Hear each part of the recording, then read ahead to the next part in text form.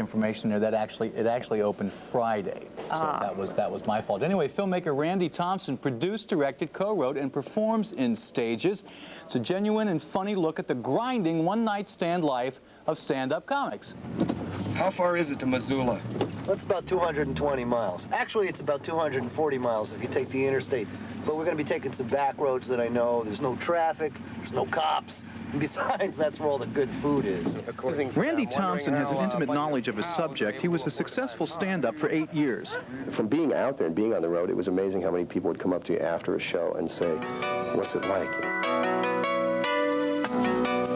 Believing there was an audience, Thompson and his co-writers Ron Reed and Dan Lishner set out to tell the story of 3 comedians and an agent on a 5-day trip of one-night stands, focusing on the lousy accommodations, unusual performance situations, and their own relationships. This is amazing. John Wayne, Bruce Springsteen, Elvis Presley, and Jesus Christ. How's it going? All right. Hey, Brock, did you see the art gallery? Oh, yeah, I've been here before. I wouldn't buy any of it, though. Yeah, I know this place in Oregon where you can get it a lot cheaper. The talent is here to make movies, but one big problem exists for all filmmakers. Money is always the stumbling block, and that's the toughest part of doing it anywhere, whether it's a $50 million Hollywood production or a $250,000 Seattle production.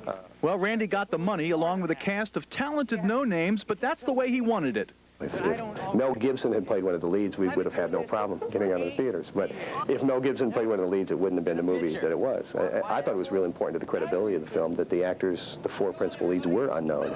Hey, anybody see the movie La Bamba? Yeah, I just saw it the other night for the first time, and I gotta tell you, I was a little disappointed. Yeah, because it had the same ending as the Buddy Holly story.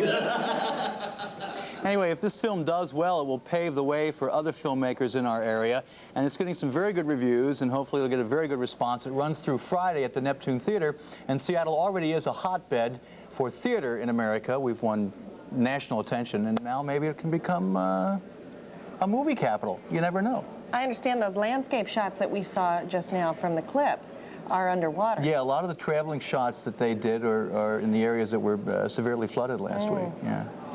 Thank you, John. You bet. It's John.